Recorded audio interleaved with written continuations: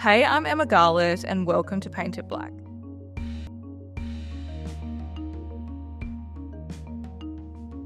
This week I'm here with Raglan Maddox, who's going to tell me about his amazing work. So welcome, Maddox. It's so great to be here. Thanks very much for having me. So tell me a bit about yourself and what you do. I'm Raglan Maddox. I come from the Bargamani and Murua clan in Papua New Guinea. I'm also an associate professor and get the privilege to lead the tobacco-free team at the National Centre for Aboriginal and Torres Strait Islander Wellbeing Research at Australian National University.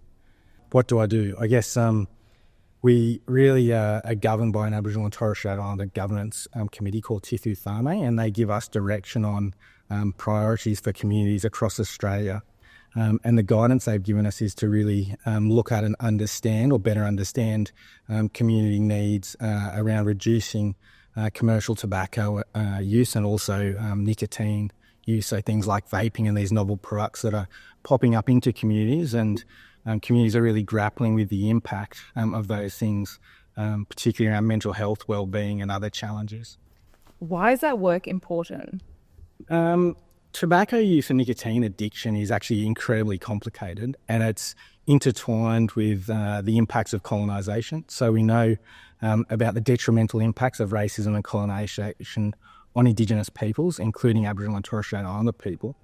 And through that process, tobacco was systematically embedded throughout communities. So payment of rations of tobacco up until the late 1960s, so tobacco, flour, sugar and tea are things that have systematically been entrenched within communities. And what we're hearing from communities is actually we don't necessarily want to have addiction within the community. We know that tobacco use is responsible for about 37% of all Aboriginal and Torres Strait Islander deaths. So that's more than 1 in 3 Aboriginal and Torres Strait Islander deaths due to tobacco, and more than 1 in 2 of those aged 45 and over. So when we're talking about cultural vitalisation, we're talking about languages, talking about the passing on of traditions, intergenerational health and wellbeing, if we can eliminate and eradicate commercial tobacco use and the harms caused to communities, we'll continue to see the oldest living culture continue to thrive and go from strength to strength. So day to day, if you think about the work that you're doing, how do you fix this problem? Look, the solutions are really at community. The communities already have and know the answers to these things. It's about creating the time and space to listen to communities and to help support the things that they're trying to implement. At the moment, communities are fighting on multiple fronts. I think since COVID, the health workforce has really been stretched. We know the cost of living, all those challenges continue to burden communities, but in spite of all that, they continue to thrive. And so by doing our best to support them, to help share knowledge, understanding what's working for one community might work for another, it might not, but also listening to the youth and young people.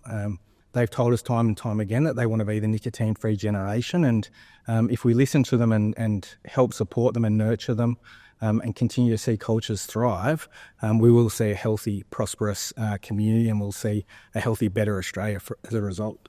So on a pack of cigarettes, there's pictures that are meant to prevent people from smoking. Does that work? Absolutely. So we know that there's no silver bullet. We know there's a multi-pronged approach is required. We've seen systematic change over decades. The normalisation is changing. We know since 2004-05, we've seen massive reductions in tobacco use across communities Australia-wide, and we've seen reductions in consumption. So not only are people quitting, they're also reducing the amount of tobacco they're using. We know that Aboriginal and Torres Strait Islander population is young, and as a result, preventing uptake is incredibly important. And what we are seeing is that people want to quit or wish they never took it up. So creating and supporting an environment that fosters that, reducing the amount of retail stores, increasing smoke-free and nicotine-free areas, vape-free zones, things like that make it easier to quit and easier to not take up smoking, really improves everyone's health and wellbeing. So what can the government do to make this easier for First Nations people? I think one thing that we've continued to hear across generations is making sure that Aboriginal and Torres Strait Islander people are in the driver's seat, really driving the conversation. We've heard people say, this is a product that when used as directed kills. We don't want to be addicted to this product. And yet it's still available at every other corner store, every other supermarket, service station. And so people have been saying, if you want me to quit, if you really support me to quit, then I shouldn't be able to go across the road from the GP and buy cigarettes pretty much 24/7. And so how can we reduce it so it's less available, but also increase cessation supports? So we know things like the Quit Line and My Quit Buddy app, Aboriginal medical services, continue to get around communities and support them, not only to be nicotine-free, but a whole range of supports. So we know if we do it with love and with care, we can support our communities to really thrive and go from strength to strength. So if the government knows smoking causes cancer and it causes all of these problems, shouldn't they make it illegal? It's a great question. It's one of those double-edged swords in many ways, right? We've known that when used as directed, smoking kills for over 70 years, and yet we still see this product widely available. We know that communities want to quit, and so at what point do we start to see the phase out of this product? We know that youth and young people don't want to be addicted. We know that there is that colonial legacy that continues today, and the displacement from land, from languages, from traditional protocol, and to be free from addiction. So it is very much a sovereignty and a liberation discussion to be free from addiction. And I think communities are starting to ask those questions. At what point do we start to see the phase out of this product? Why do you do what you do? Why do I do what I do? It's a great question. I think community accountability is central to this role. Communities have been telling us for a long time that they don't want to be sick, they want to be healthy, thriving. They want to be able to pass on their knowledges to generations to come. They want to see a healthy, thriving Australia.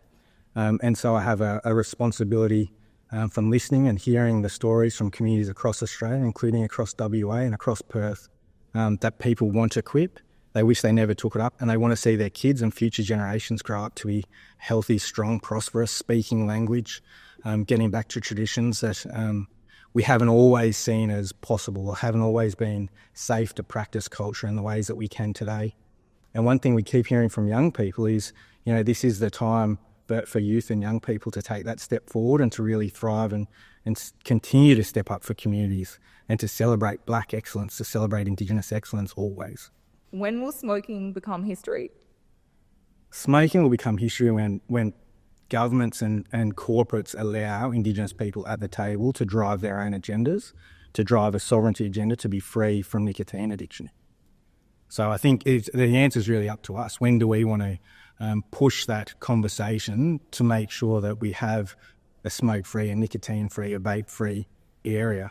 We've seen communities do so much in spite of colonisation, in spite of racism, in spite of people taking land.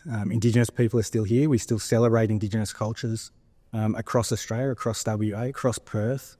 And so I think that realisation that, this is always will be Aboriginal land, when people realise that we can take back that ownership of that conversation, then I think we will see a tobacco-free future today.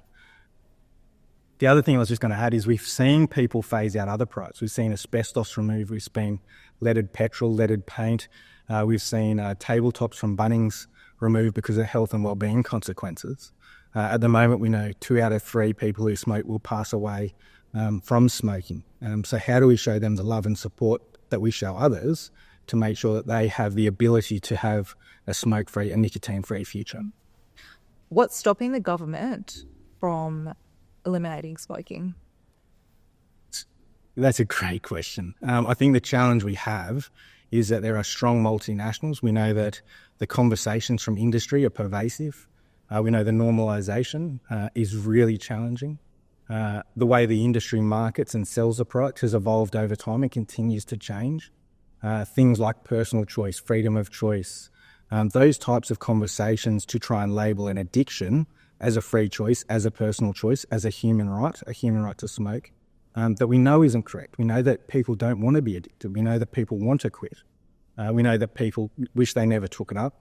So how do we support them to make sure that that phase out occurs and the communities have the appropriate supports to quit and remain smoke-free?